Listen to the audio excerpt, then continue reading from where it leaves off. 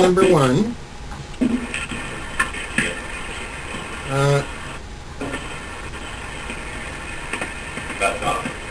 So the slide number one is up.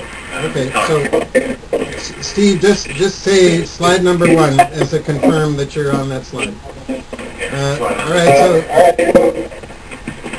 this is what we're trying to talk about today is cultural tourism heritage in virtual worlds.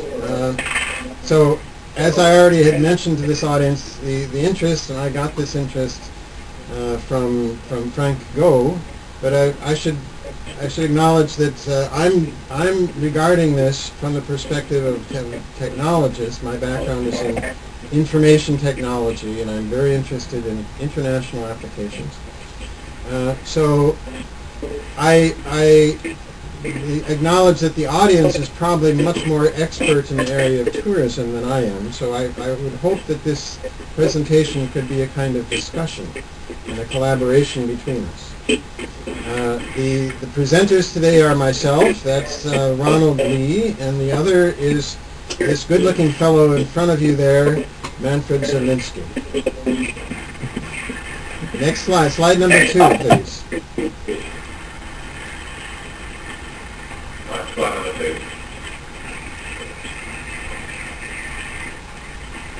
Now, here is a typical tourism photo.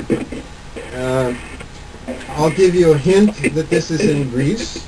But, you know, if we bring back our photos, we look at this and you say, oh, fine, I see some fields and I see some mountains. But so what? Now, go on to slide number 3.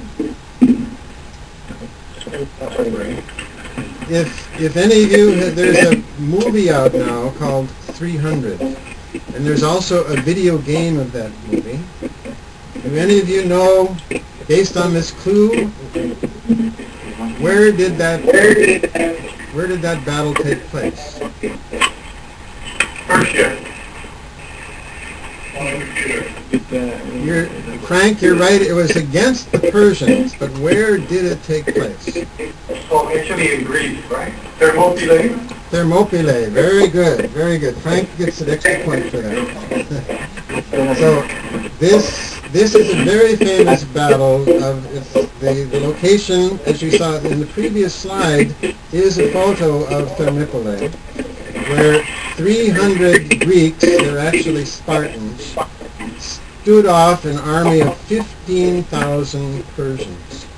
Now, they chose the location very carefully. It was a sort of place where it was a convergence, and so the Persians were squeezed into a tight kind of bottleneck.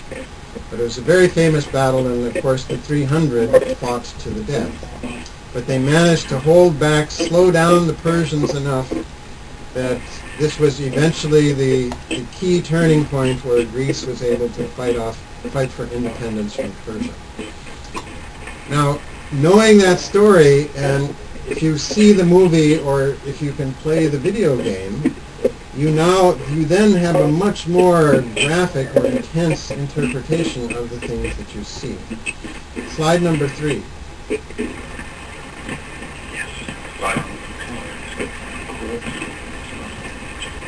I'm sorry, slide number 4. It should say vision at the top.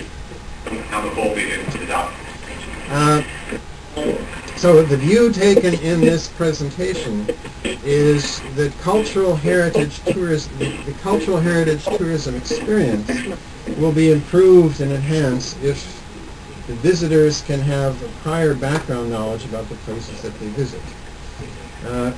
As we showed in the first photo, an ancient battlefield is just an empty field. Unless you know something about, if you know the history, if you know about the events that took place there, you project your imagination. It's a little bit like when you go to Rome, they sometimes sell you these photo books with a plastic overlay, so you can see how what you're looking at used to look like in Roman times. when you have knowledge about the places that you're visiting, your imagination does this for you. You see an empty field and you imagine the battles that took place there. And certain geological formations or ruins take on very different meaning if you know that that affected the course of the battle or if that somehow affected the history. So the goal of this, what we're trying to do here, is think of how new emerging technologies could improve the ability to enhance cultural heritage tourism through virtual technologies. Slide number 5. This is an outline of what we hope to talk about today. So I'm going to start off talking a little bit about conventional technologies using physical models and so forth. Then we're going to move on to looking at what is a virtual world. And then we're going to talk about one major technology is offered by the Google company called Google Earth.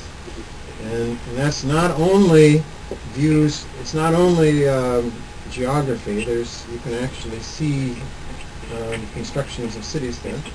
Then we're going to move on to the more dynamic area of virtual worlds, which we're going to illustrate using what's called Second Life. An important aspect of this is the presence, your presence and interaction with other people through a virtual identity called an avatar. And then, if everything is working well for us, we will have a demo using Second Life. And then at the end, I want to talk about where these things are going.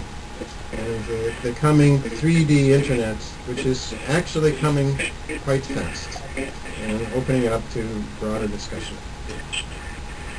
Slide number 6, please. So here I'm going to look at just a quick view of some physical models. Slide number 7. We are here in Miami. Right close to Miami, there's another country called Cuba, and Cuba is quite famous. They have a model of their city. In Spanish, they call it maqueta. There is an English word called maquette for a physical model. And here you see some snapshots of the physical model of their city. And as you see by the insert in front, the details are really quite extraordinary. If you take photos, of the model, it almost looks like a real model. And the thing is, what's the advantage here? Well, the tourist can get sort of a bird's eye view in multiple perspectives, looking down and seeing the overall cityscape, I guess you would say. It's much more rich than a map or even of aerial photos, because you have a sense of being there, at least in this bird's eye kind of view. Next slide, number 8. The title of this slide is Maduro Dam. Maduro Dam is a quite popular tourist attraction in the Netherlands, and it's another kind of maquette. It is a scale model of various parts of Holland sort of compressed into this artificial city, miniature city called Maduro Dam. And if you can look at the picture, look at the church sort of in the middle, you'll see a little child who's is not quite as tall as the church. Do you see the child in the middle there? So children can actually walk around inside this model. Now here, this is a new dimension. So actually, one of the innovations here is that you, at least if you're a small child, but adults can also walk on the sidewalks. The sidewalks are actually the streets in the model. You can look in the windows, so you can be there in a slightly different sense.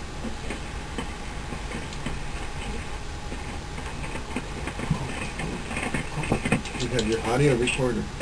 Okay.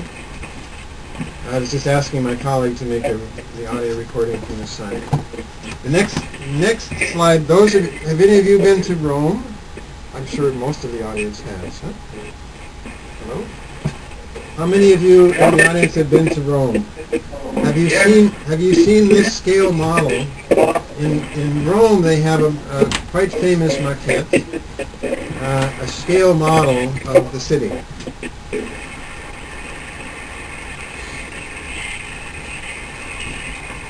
In this case, the model is maybe